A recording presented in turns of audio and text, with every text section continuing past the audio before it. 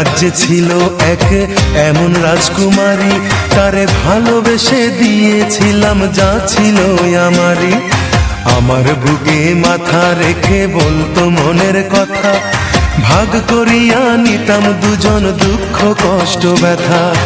আমি শুধু ছিলাম যে তার প্রেমেরই পূজারি, তার ভালোবাসা করলো আমায় পথেরই ভিখারি। তার কত ভালোবাসি জানে না রে জগৎবাসী, জানে অন্তর্যামী। যখন তোমার কেউ ছিল না তখন ছিলাম আমি, এখন তোমার সব হয়েছে পর হয়েছি আমি। যখন তোমার কেউ ছিল না তখন ছিলাম আমি, এখন তোমার সব হয়েছে পর হয়েছি আমি।